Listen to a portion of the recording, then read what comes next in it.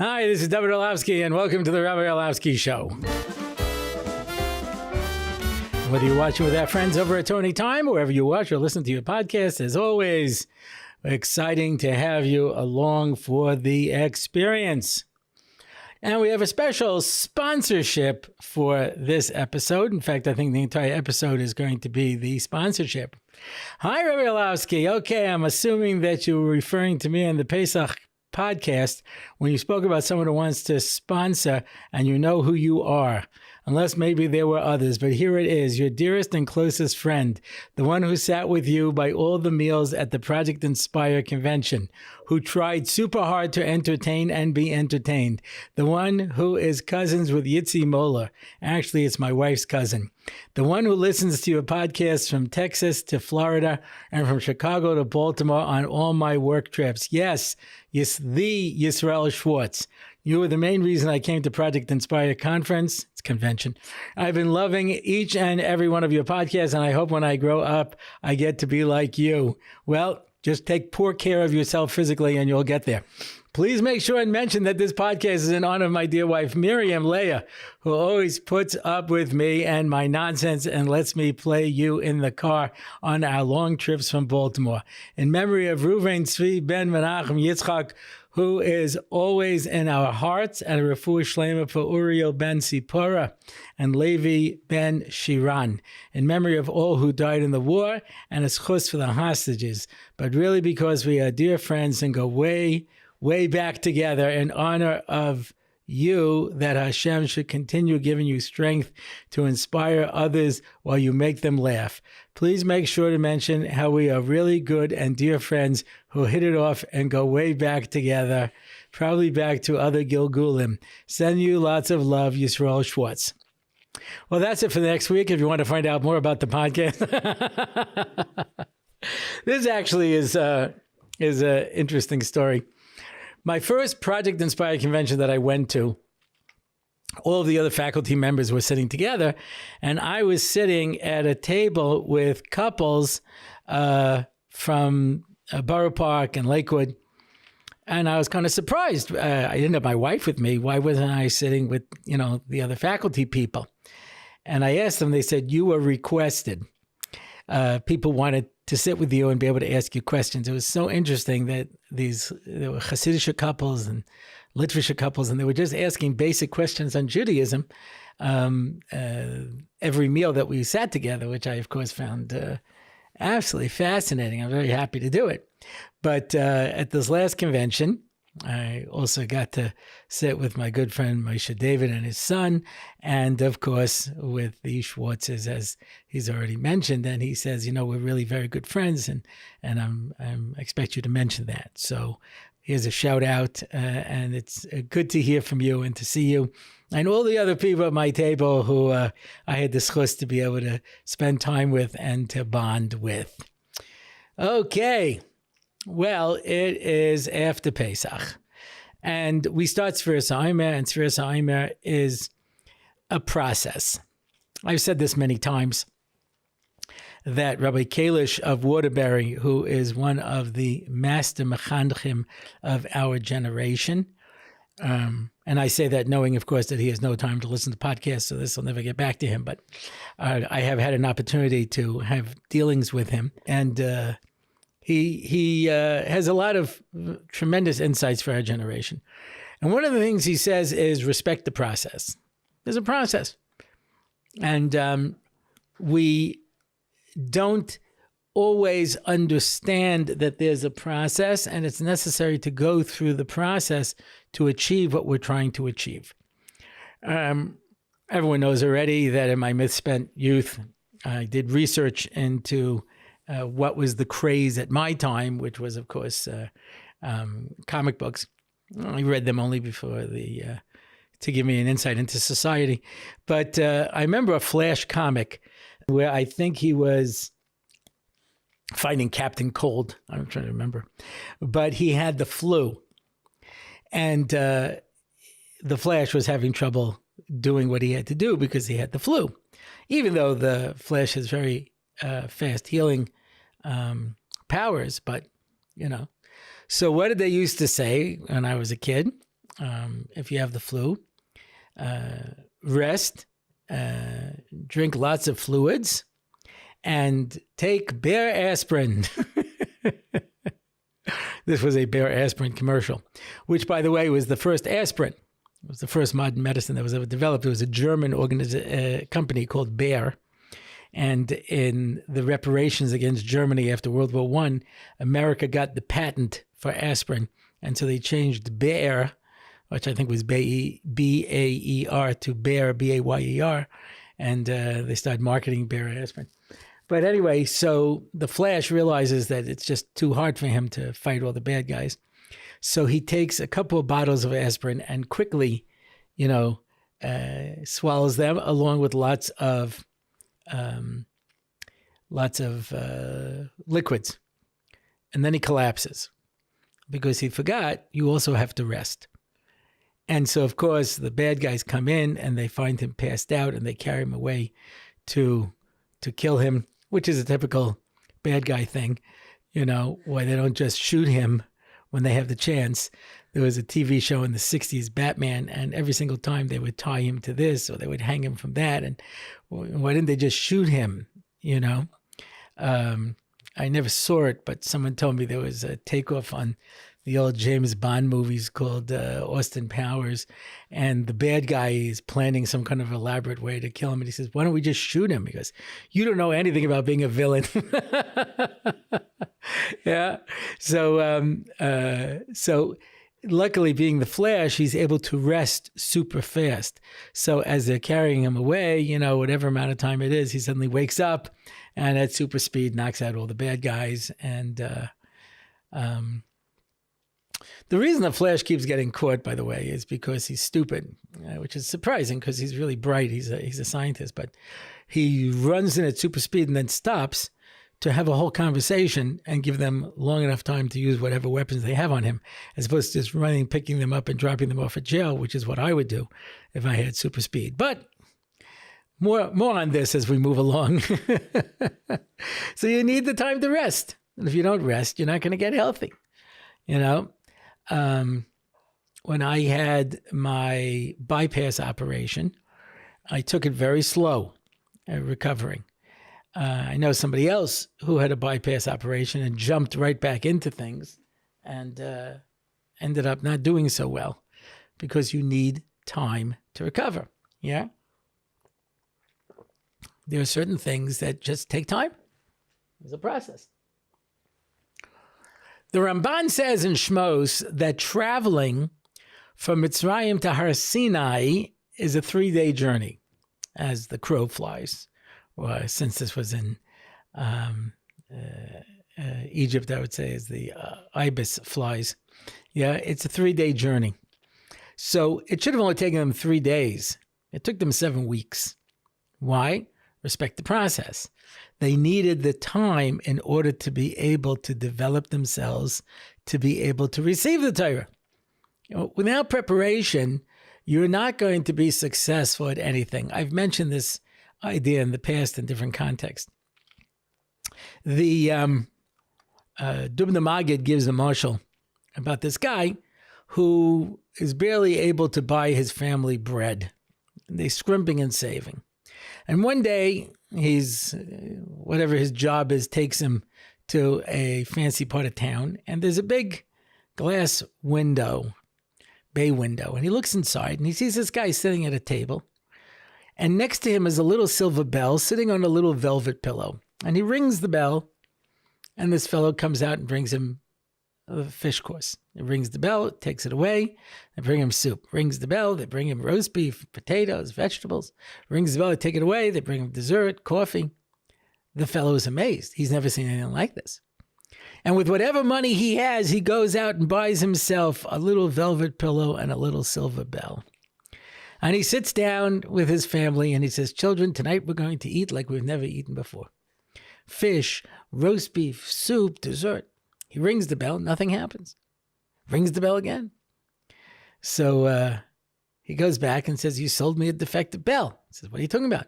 He says, I watched this other guy who rang the bell and people brought him food. He goes, he hired a cook. He hired a butler.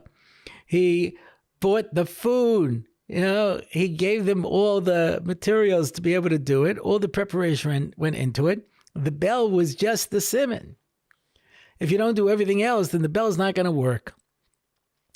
Says the Dubna Magid Lamadav Doimeh to people who go into Tekiah Shaifa and they wait for it to move them. And nothing happens because there's no preparation that went into it. If you didn't spend a whole Elul preparing yourself for Tekiah Shaifa, then you go in and you hear the Shaifa and okay. It's not having an effect on you because you didn't do the work for it to be able to have the effect. Yeah. A similar thing is for people who visit the Kaisel for the first time. And they expect something magical to take place. They're going to get up there and suddenly the clouds are going to part and a ray of light will shine on them and the angels will sing. And they'll be moved with a feeling of deep religiosity and spirituality, and they'll touch the wall and tears will come to their eyes as they connect with thousands of years of Jewish history. Or they'll see a wall. That's what it is. It's a wall. It's an old wall. Wonder what this guy wants, That's in French, Puts it back in. Because you didn't do the preparation. You have to prepare yourself to be able to have an experience. So all of Sfiras HaOmer is a time of preparation. We need to prepare ourselves for Matan Torah. You can't just walk into Matan Torah. Otherwise, the Kodesh Baruch Hu could have given it to us right away. But we weren't ready. We were on the lowest level of Tumah, and we had to build ourselves up. Yeah, there are people who are realistic. And they say, I'm not ready to date to get married yet. I have work to do. There are some people who don't do the work and they get married. And it affects their relationship. And it affects their children. Because they didn't do the work that needed to be done beforehand. Sof ma'aseh v'machshavat chila, there has to be preparation in order for you to be able to see success in what you're doing. That's the nature. And a person who doesn't put in the work, doesn't put in the effort, you're not going to see it. We had a neighbor once that used to sell like health food. And she told me once she was very upset because somebody ordered a carrot cake and they refused to pay for it. Said it wasn't good. Says, why? He goes, I don't know. I used all my usual ingredients. Said, did you do anything different? He goes, well, I was sort of, pressed for time. So instead of taking the carrots and grating them on the fine grater, I did it on the chunk side. So she made a carrot cake with carrot chunks in it. And it's more than just chewy. You understand? It's like, that's not what a carrot cake is supposed to be. I said, well, you cut corners, and that's the reason that you ended up with what you ended up with. We mentioned this about making latkes, and we mentioned this about making schnitzels. One of the most important things is you have to make sure that the oil is hot before you put it in, or it's not going to start to brown, and it's going to stick to the bottom of the pan, and the whole thing will fall apart. Same thing with the matzah brai. When you made your matzah brais on Pesach, those of you who keep eating matzah till Shavuos, so you can still do this, yeah? You have to make sure that the oil is hot enough when you pour it in. Otherwise, it's going to become a glop. Yeah, you could salvage it by making like scrambled egg matzah, which is not a matzah brai, but listen, different strokes for different folks. But the point is that you have to wait until things are done. You have to preheat the oven very often for different kinds of dishes. If you have a chicken order coming, make sure and plug in the freezer beforehand so it gets nice and cold. Don't wait until afterwards and then say, oh, I'll stick the chickens into the basically warm freezer and then plug it in. That's not going to be good for you unless you appreciate bacterial growth. Then it's very good. Yeah. But respect the process.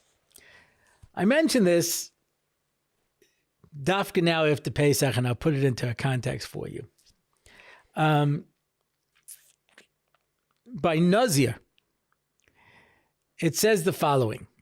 Why is the parasha of Soita? Soita is a woman who is suspected of adultery. And it's not just that the husband picked up the phone and someone hung up or something like that. He saw his wife staying alone with Bob. So he gives her hasra in front of witnesses and says, do not be alone with Bob in a closed room for the amount of time necessary to have relations. Very specific. And two witnesses say, yes, she was alone in a room with Bob for that amount of time. Now, I know some people are going to say to me, well, you don't need two witnesses for this and two witnesses for that, and the whole sugya and saita. Fine. Fine. Cut me a little slack. I'm not learning saita here. Anyway, so she, that's it. She is now forbidden to her husband. And it's not just suspicion. He told her specifically not to be alone with this guy in a room. It means if they go out for a cappuccino in a public cafe, one could question the propriety, but that doesn't make her a sota. You have to be alone in a room with this guy for that period of time, and we have evidence that this took place. At that point, the Torah said she's asa. The woman says, I didn't do anything. It's just, I really love playing chess, and you don't like to play chess, so, we need a quiet place to play chess. Maybe. But I told you specifically not to. I guess you would have to have gone to the park to one of those big chess tables and, played chess over there. But, you can't just, do this after I told you specifically that I'm suspicious of this guy and his intentions. So that's it. They have to get divorced. By the way, this applies today. If a man gives a sota warning to his wife, what we call kinoi, and then we have evidence that she, in fact, violated that understanding and was alone with this guy, they have to get divorced. There's no way out of that. Yeah. But in the time of the Beis HaMikdash, the woman said, I am innocent. And the man says, I fear the lady does protest too much. And Shakespeare said, that's a cool line. Let me write that down. And she says, no, I'll do anything to prove my innocence. So God says, okay, I have an option for you. We'll take you to the Beis HaMikdash.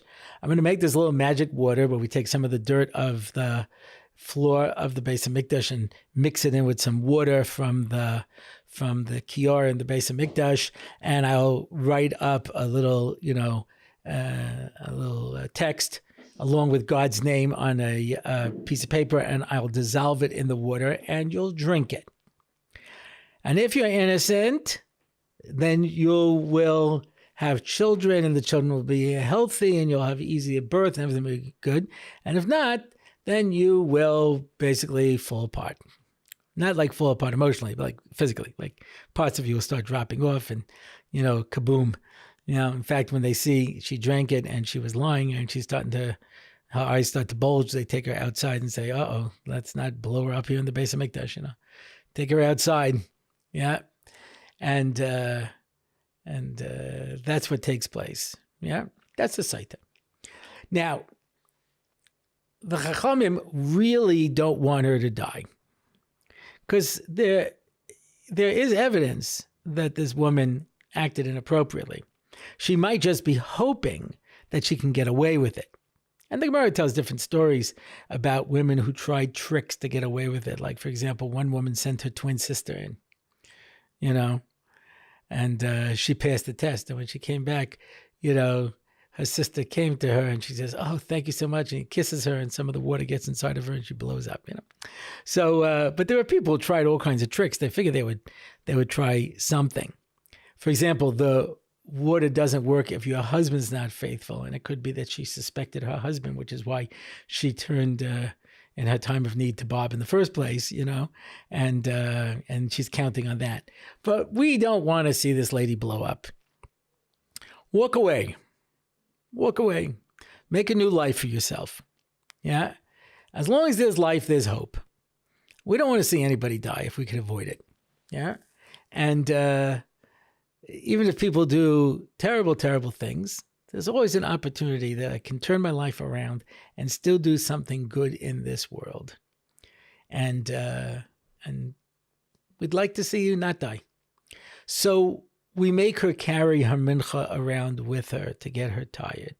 We bring her over here. We bring her over there. We do all kinds of things. At some point, a guy is by the Beis HaMikdash bringing a korban, and he sees the Saita Bekil Kula. He sees this woman going through what they call the ordeal of the sota. And it's an ordeal. But it's with the best of intentions, because we want her to admit, she doesn't even have to admit it. She just has to say, you know what? I don't need this. If my husband's going to make me go through this whole thing, then forget about it. I don't want to be married anymore.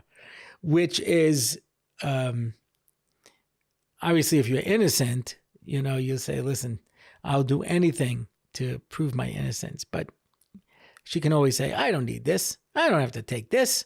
I don't have to be treated this way. I don't have to be spoken to like this. There are people who are like that. You come in and your roommate's using your computer. You say, what are you doing? And they go, what? First thing is always go with denial. What? He says, why are you using my computer? So I didn't think you would mind. He says, I've told you at least 4 times not to use my computer without permission. So, what do you care? The electricity, I'll pay for it. It's not an issue of that. It's my computer and you can't use it without permission. Okay, what do you want to say? I'm a thief? You want to call me a thief? Fine. So that's not what I'm saying. You're raising your voice. I don't have to talk to you anymore. And they turn it around. That they're the hurt party. This happens to be a brilliant technique if you can master it. I had a nephew who was learning in a yeshiva, and Baruch Hashem, I have a lot of nephews, and there are a lot of yeshivas. So I'm not giving away any particular information. But he liked to go out with his friends at night, and he would tell the mashgiach that he's homesick and he's going to his uncle. That was me. He's going to his uncle for for dinner that night because he's lonely and he's homesick. Fine. So he does this a bunch of times, and the mashgiach is beginning to get a little suspicious. So he calls my wife. Now, if he called me, I was a mashgiach, I would know exactly what was going on. I could have covered for him, but my wife is very, very honest. Very hard for her to lie. Yeah. I'm better at it. I've practiced, always with the best of intentions. That's a lie. Anyway, but so she doesn't know how to lie, and he didn't see it coming, So mashgiach calls up and says, listen, how's your nephew so-and-so doing? He says, well, I think he's doing well, do you think he's homesick? So I didn't really see him be homesick. It looks like he's pretty secure. Because maybe you should invite him over for dinner. Because, okay, does he ever come over for dinner? Because, not really. When was the last time you saw him? I came for Shabbos about 4 weeks ago. He said, okay, thank you very much. So the next day he sees him. He says, where were you last night? So I went to my uncle's house for dinner. He says, really? Because I spoke to your aunt and she says she hasn't seen you in a month. So he's telling me the story over. He goes, so I'm caught. So what do I do? So I go, you called up my aunt? Oh my gosh, that's the only family I have here.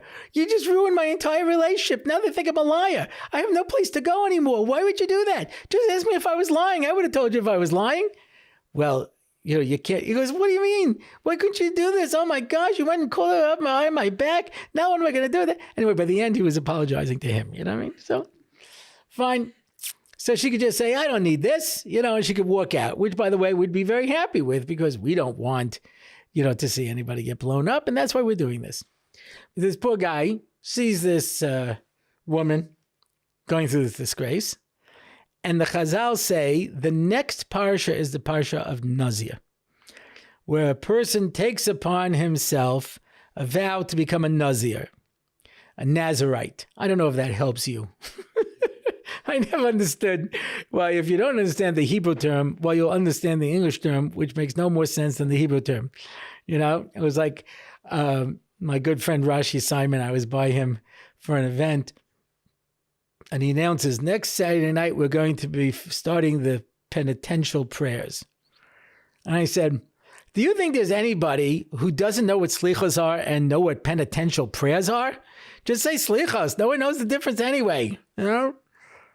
Gosh, is there anybody who, if you say tefillin, they don't know what you're talking about, and you say phylacteries, they go, oh, why didn't you say so? I never got that. But anyway, but if you're like Nazarite, like that better, you know, a Nazir. This is a person who takes upon themselves not to drink wine. And because they're not going to drink wine, they can't have grape juice, they can't eat grapes, they can't eat raisins, you know, no grape products, grape jelly, no grape skins, grape pits. You can have grape nut cereal because it's not really grape nuts. Yeah, but apparently they taste like them, which I think is really appealing.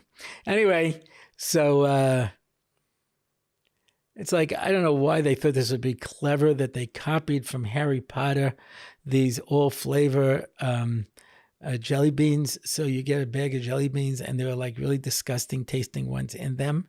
Was that really necessary? Is there anybody who wants a vomit flavored, you know, jelly bean? You just want to see the shock on their face, you know? On this subject, why do they make all these different candies in different flavors when people only want cherry? They pick out all the cherry ones and, you know, and they stick in these black licorice ones that nobody wants. So what are you doing? Anyway, just giving a shout out there to the candy makers. Yeah. And when you make them, you know, you can do it because you mix it with love and make the world feel good. Anyway, he sees this and he becomes a Nazir. Why?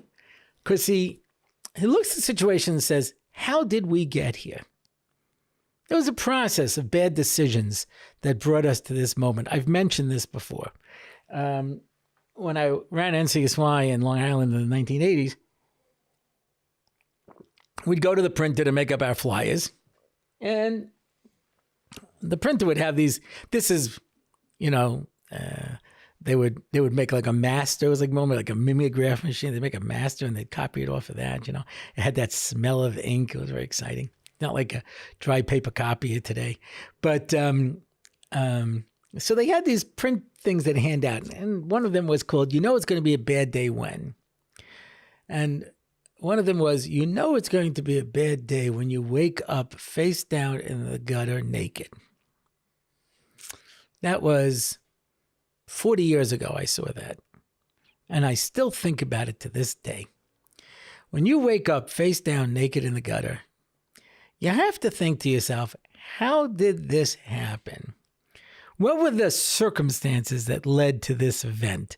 There was obviously a series of very poor decisions that I made that brought me here. Yeah. You know how when... You know, Mark Twain says, people who tell the truth have less to remember, you know? And you try to lie your way out of a situation, the lie just becomes another lie and another lie, you know? So when I was in Hank, I was going into 7th grade. And the way it worked there was to get your secular books, it was provided by your local school district. So you had to go down to the school district and pick up your books. Well, at the end of the year, they would give you a form to fill out to submit to the school district. This was way too much effort and commitment for me to possibly do that. So it's the beginning of the year, and I don't have any school books because I never filled out the form. So I go down, and I figure, I'll play it by ear. I'll wing it, you know?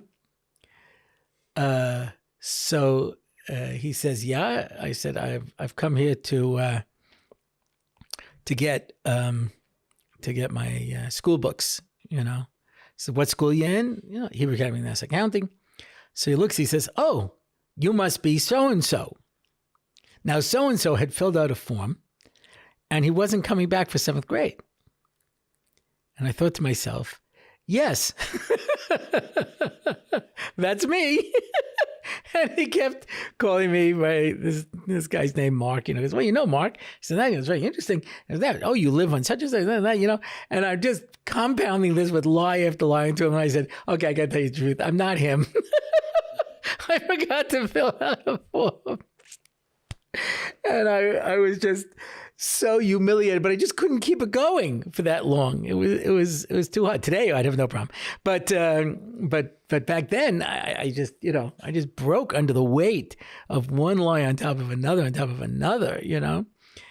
in the end the guy was like, "You should have just told me, and I would have given you a form to fill out." Stupid. Anyway, but you realize that there are consequences.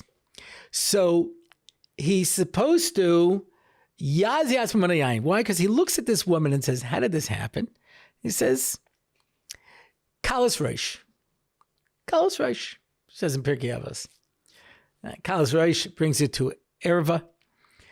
She was fooling around.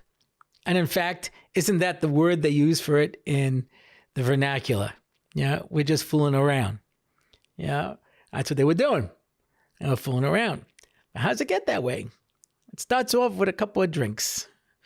And he says, and that's what they say to the woman before they give her. He says, BT, my daughter,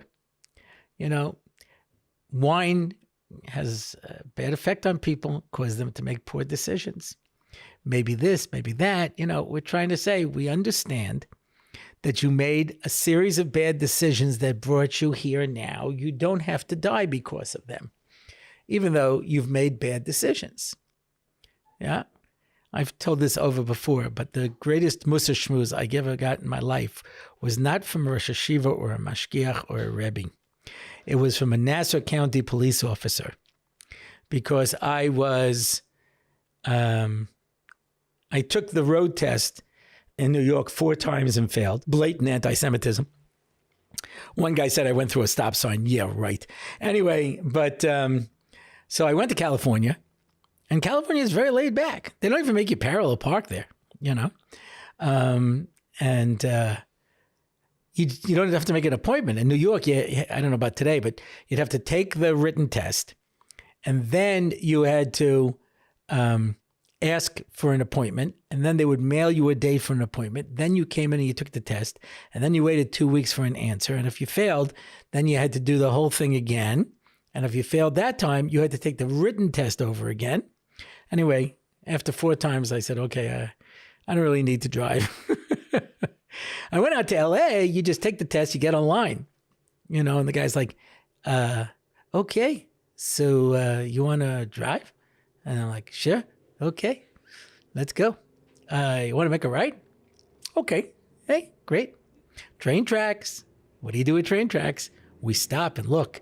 That's right. Okay, now you can go. Can you back up the car 50 feet? Yeah, I could do that. Oh, very good. Okay, here's your license. I love driving in Los Angeles. It was wonderful. And that's why 3 days later, I was driving. 3 days after I went. And there's suddenly a cop car behind me. And, I'm only driving for 3 days. I get nervous. And another cop car pulls up next to me. And another cop car pulls up on the other side of me. So I'm like, whoa. So they pull me over because they thought I was drunk, And they say, license, please. And I hand it to him and goes, 3 days? You driving for 3 days? Why were you driving like that? He goes, I had 3 cop cars surrounding me. I thought you thought I was a serial killer. Were coming in to take me away. I was kind of nervous, you know what I mean? But so I had a California license. And when I came back to New York, they said, there's no reciprocity between California and New York. I said, what does that mean? He says, well, if you get a ticket in New York and they give you points, they also give you points in New Jersey. There's reciprocity, but there's no reciprocity between New York and California. Now, in my 20-something brain, what that meant was I'm invisible to the authorities. I can do whatever I want. So every time I would speed, I'd get a speeding ticket and I'd throw it away because there's no reciprocity. Anyway, one time it was late at night. I was coming back from something. I was going 45 miles in a 30-mile-an-hour thing, but there was nobody around at the middle of the night, and the guy pulls me over. And he says, license and registration. I give it to him. He goes, you're driving with a suspended license. I said, no, I have a California license. There's no reciprocity. He says, do you know what that means? And for the moment, I realized, no, I don't really know what that means. He says, it means that we cannot suspend your driving privileges in California. If you had a New Jersey license, we could suspend them both in New York and New Jersey. But we can suspend them in New York, and we have because you have gotten a lot of speeding tickets, and you didn't take care of them. And at the moment, I realized that I was lying face down, naked in the gutter. And I said, I don't want. He goes, this is a misdemeanor. I could take you to jail. I said, I don't want to go to jail. He says, now listen to me. You're not a bad person, but you did something stupid and you have to face the consequences. I'm going to let you drive home. Get yourself a lawyer and solve this because this is a misdemeanor. This is a crime. This is not just a speeding violation. It's not just a traffic violation. So I got myself a lawyer, paid him a few $1,000s, paid a few $1,000s in fines. I learned that the guy with the most points doesn't win when it comes to driving. I had points on my license for like the next 10 years. And I drove a lot better afterwards. But what a mussar schmooze. You're not a bad person, but you did something stupid, and now you have to face the consequences. And I understood that. That's true. Yeah. So this fellow's looking at the sota and realizes, what got her here? He says, because she's sitting around drinking and going out to bars and having fun, and that's what got her into trouble. So I am yazi asmamari yayin. I am not going to drink wine. At the end of his 30 days, Stam Naziris is 30 days. At the end of the 30 days, he shaves off all his hair, and he goes to the Beis Hamikdash, and he brings korbanos. And one of the korbanos he brings is a korban chatas. Why does he bring a korban chatas? Says Rebbe Elazar Kapar, because yazia atzmo min hayayin, because he denied himself wine. HaKadosh Baruch Hu gave us wine to be able to enjoy it, just like everything he gave us to enjoy it. And you asked it on yourself, and for denying yourself that pleasure, you have to bring a korban chatas, a sin offering. It's a steer in Rashi. First he says, if you see a sota in a disgrace, you should become a nazir. Then he says you have to bring a korban chatas. Why? Because you became a nazir.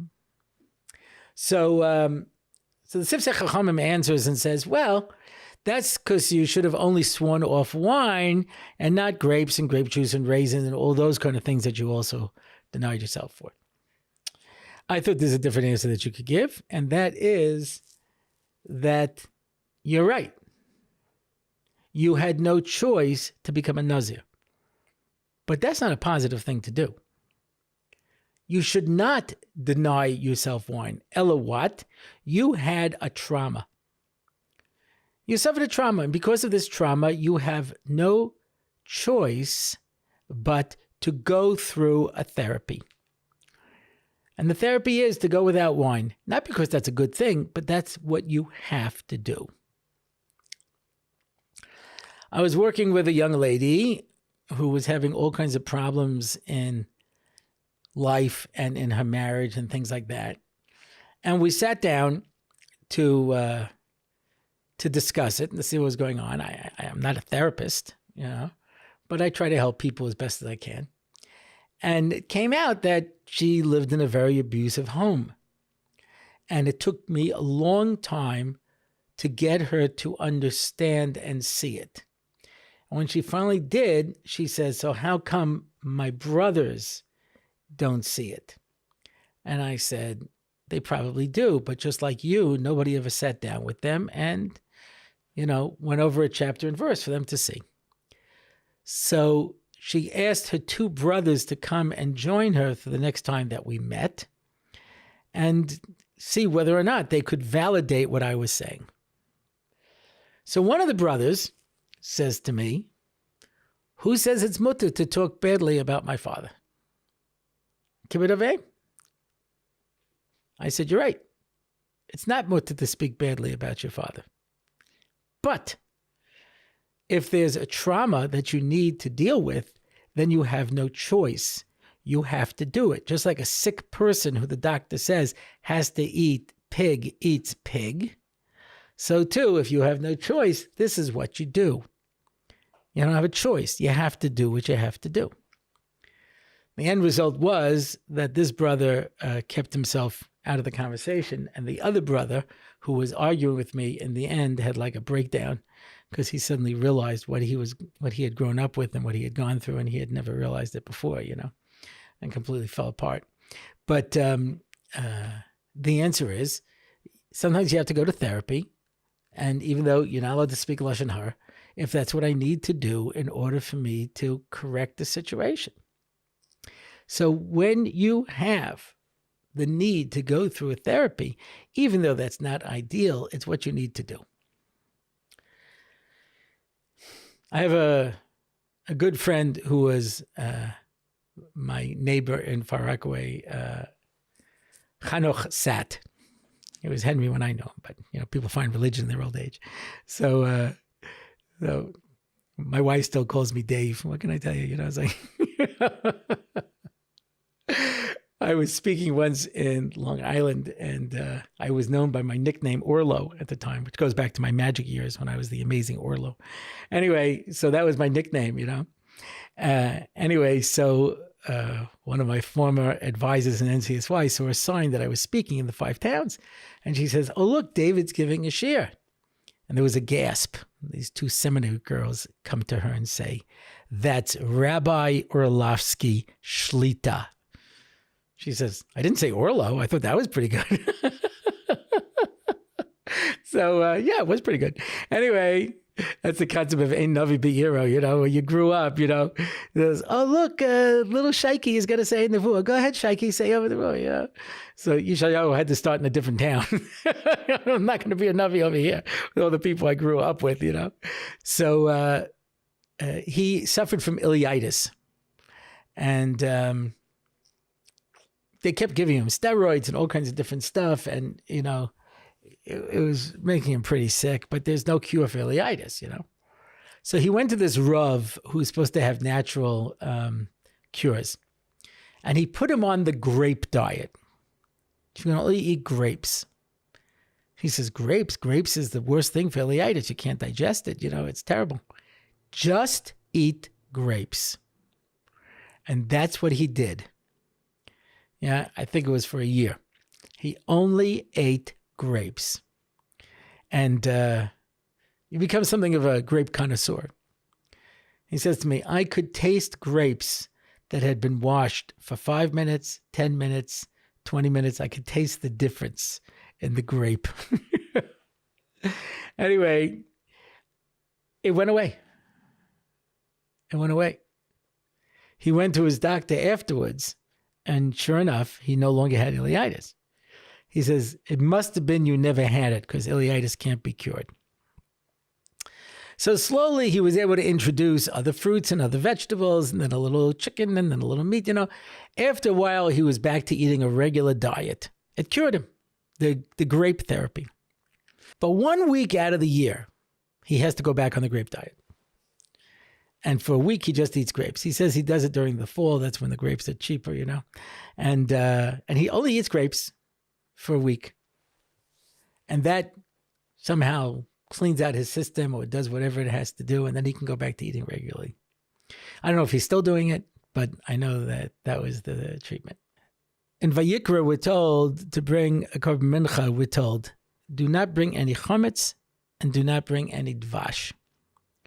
Because dvash represents taiva, There's the sweetness, and that's why their default dvash in the Torah, Eretz Vas Chalav Dvash, the dvash is tamarim and te'enim, right?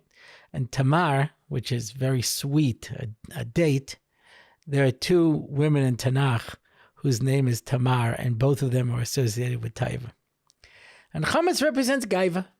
Why? Because you take a nice flat matzah and you blow it up into a white bread. That's gaiva. And that has no place in our avodas Hashem. But we eat bread. That's true. All year we eat bread. But sometimes we forget to keep our mind on the focus. So for a week, we don't eat grapes. We eat matzah. And we take out the chametz from our diet in order to remove it. That's 1 week of therapy. That's our grape diet. That's us becoming a nazir.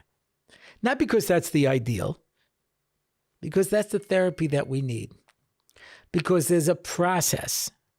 There's a process that I have to go through in order to me to be able to cleanse my system and get it out of my system and slowly reorient myself back to everyday life. We spoke about this before Sukkot, where we go out of our houses for a week and we don't have a roof over our head. And then we come back inside of our house and we have one last day, Shmini Atzeres, where we have to do the same koyach of Sukkot inside of our house. Because you got to respect the process. So as we come out of Pesach, cleansed and pure, having removed all of those chametz toxins from our body, and we start anew, Mitzvah Hashem HaKadosh Baruch Hu should allow us to be able to eat the chametz in a way that brings us that kedusha. And now the question and answer portion of our program. By Anonymous, is there a difference in saying the cholam nekuda as o or oi? There's two different ways of doing it.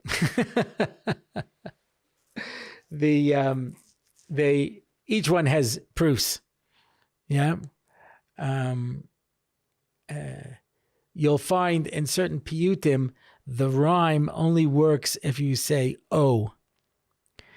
And then you find certain places where it only works if you say Oi. So there are proofs this way and that way. And the general rule is, of course, to follow your minhag. If you ask me which one is right, of course, O, because that's what I say. But if you have the minhag of saying Oi, what can I say? Follow your custom. That's it's like when it comes to Nusach Ashkenaz and Nusach Sfarad, Rav Moshe Feinstein said, you can't change your Nusach unless you're changing from Nusach Sfarad back to Nusach Ashkenaz, because originally everybody davened Ashkenaz and Sfarad was an innovation. Dayan Weiss said, you can't change your Nusach HaTfilah unless you're switching from Ashkenaz to Sfarad, because the Arizal told us that's the correct one. So, like I say, whatever you're doing, you should be doing it with the intention that you're doing Ratzon Hashem. By Anonymous, what is the Rav's take on showing physical touch between husband and wife in front of children? Does it give them a sense of security to see that their parents love each other? This should obviously not be the only way children should get this security, but it is an added benefit. I'm not talking about anything more than a hug, a kiss on the head, or holding hands, etc. I heard a story from somebody who had learned in Netzach Yisrael. I don't know what his source for the story was, but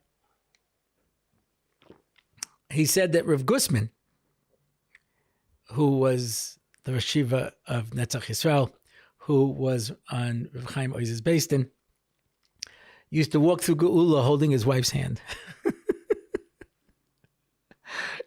Kach Shemati.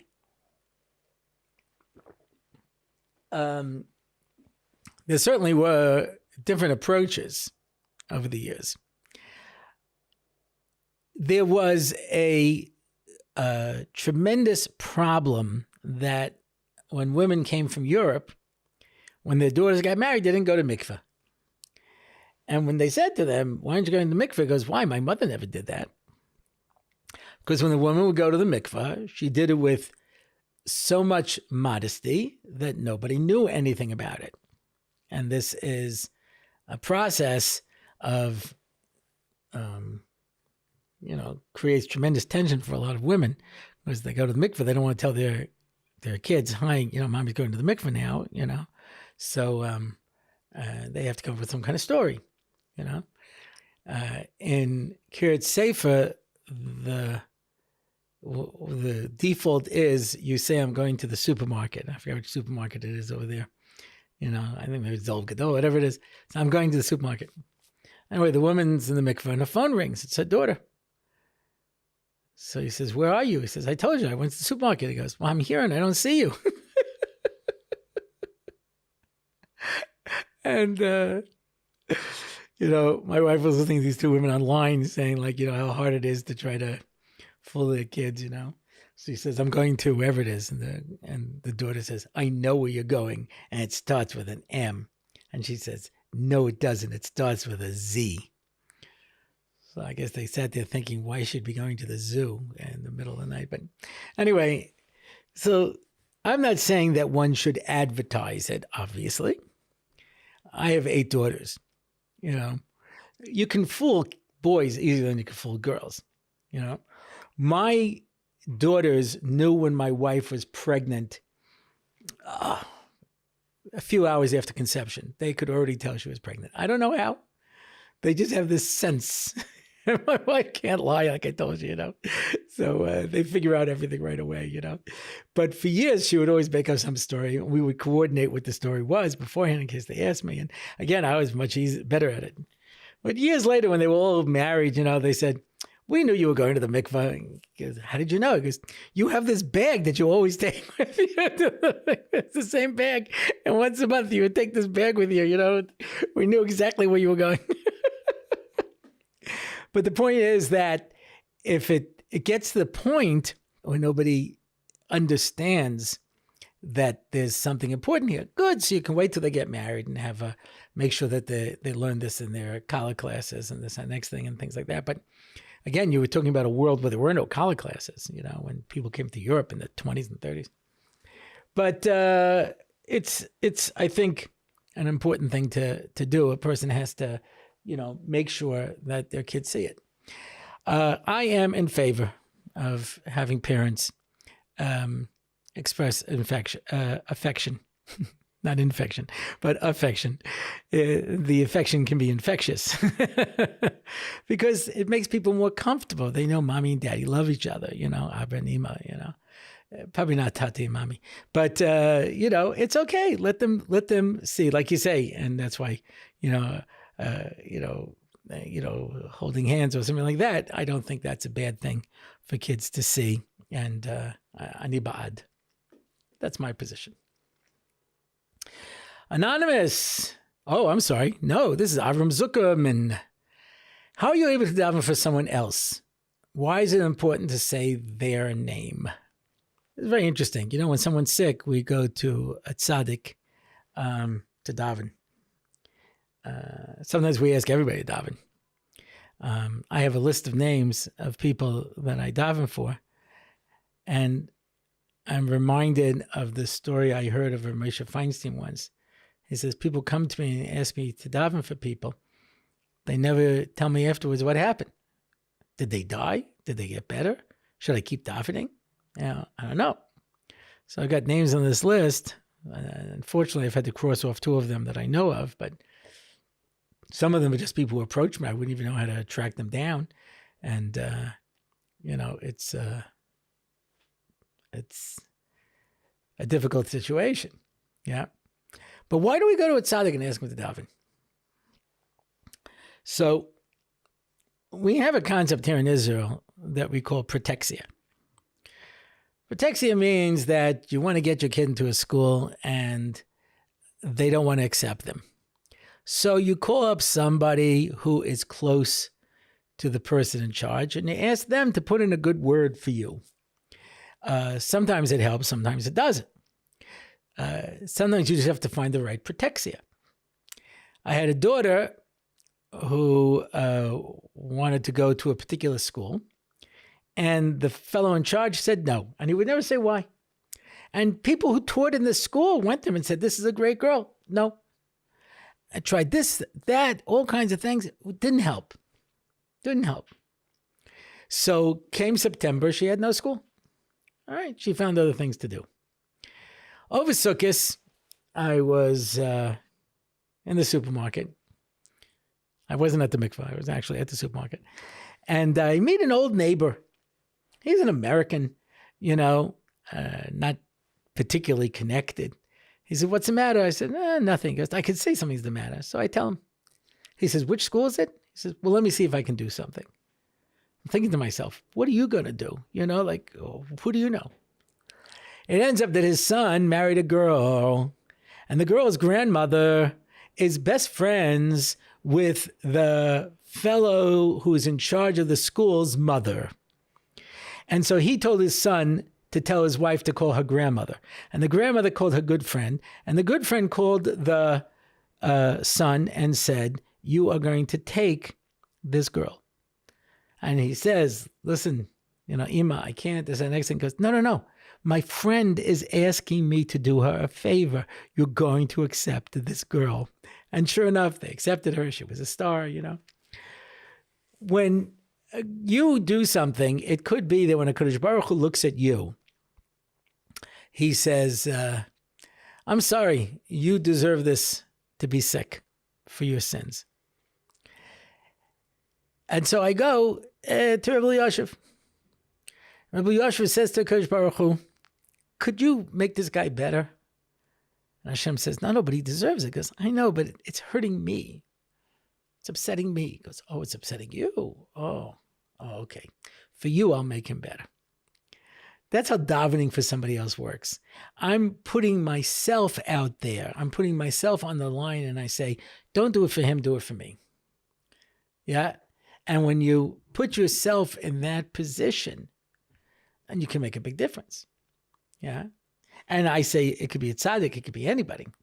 Like the famous story of the Aguna, who Reb Chaim Shmulevitz said saved the Mir during the 6-Day War. They were in this, they were hiding in the bomb shelter, and there were bombs falling over Yerushalayim. And this woman had been in Aguna for, I think, 20 years. Her husband wouldn't give her a get.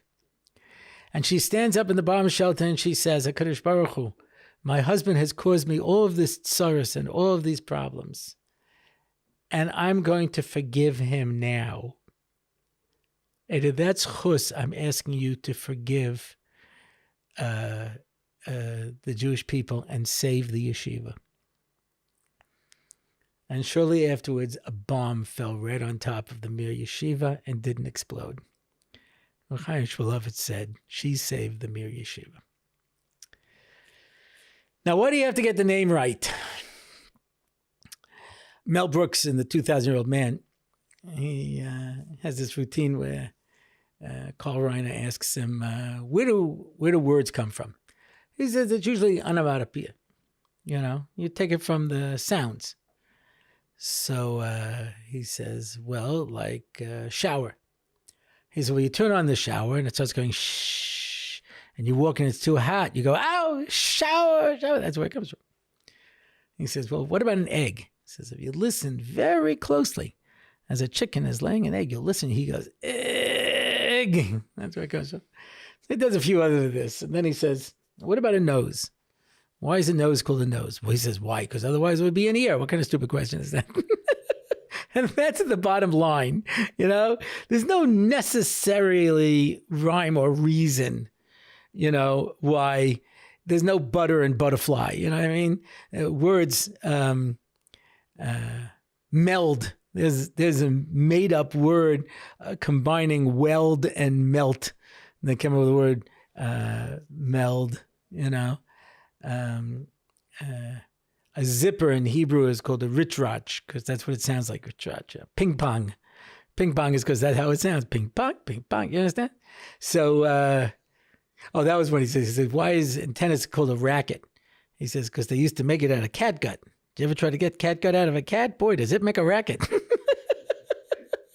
Not so in Hebrew. Every word in Hebrew is a strip of DNA. If you know what each letter represents, and you know what every two-letter root represents, and you know what the third letter added on represents, then you understand it's describing the essence. And between the shape of the letters and the gematria and all kinds of different things, it has different meaning to it. Your name defines who you are. Someone who has your name has your mazel. That's when a person gets sick, we change their name because we change their mazel. Yeah? Because this gezerah was made on him, and now I changed my name to Alta so-and-so or Rafal so-and-so, and now, I'm a different person. So your name determines, to a large extent, who you are, right?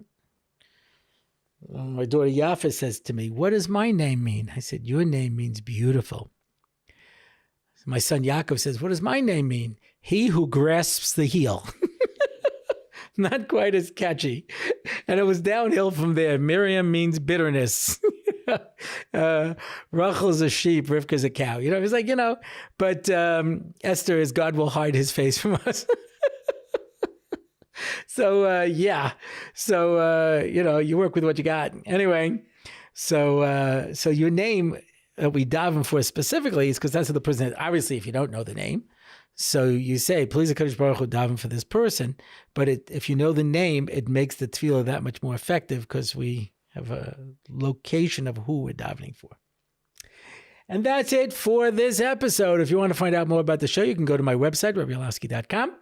You can leave a comment. You can ask a question. You can sign up for one of our online shiurim. And as I mentioned last time, we're looking to start another shiur. We're looking for suggestions, what people might want. Someone had an interesting question, is that I used to do a series in Or L'Golah of answering the basic questions on Judaism. Maybe to do a series on that. I don't know, because I've done so many of them in the question and answer. If somebody wants to go Seder, where we go through questions systematically as opposed to non-systematically, that's an idea. And any other suggestions you might have. You could sponsor an episode. We need sponsors. We're not going to be able to keep producing the show. I hate to go dark on you, but it takes money to make this happen, and it's good people like you who make that happen. So if you'd like to sponsor an episode and sponsor a question and answer, you can do it in honor of a loved one, in memory of a loved one. You can do it in honor of a disliked or tolerated one. We don't care. We take the money and we'll say whatever you want us to say. I want to give a shout out to my brother-in-law. That lowlife never had a job in his life. He always said I wouldn't remember him. I remember you. This podcast is being sponsored because of you. I'll say it. I don't care. And corporate sponsors, are welcome.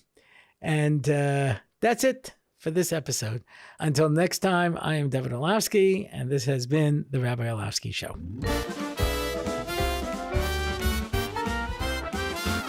It's The Rabbi Orlowski Show. Torah and Simcha, ready to go. It's The Rabbi Orlowski Show. Knowledge and wisdom will help you grow. Lots of fun in every episode, and we don't have to rhyme. No, we don't. It's The Rabbi Orlowski Show on RabbiOrlowski.com. Torah anytime, YouTube and more. It's The Rabbi Orlowski Show. Torah and Simcha, ready to go. It's The Rabbi Orlowski Show. Till next time, till we meet again. It's The Rabbi Orlowski Show. It's The Rabbi Orlowski Show. It's The Rabbi Orlowski Show.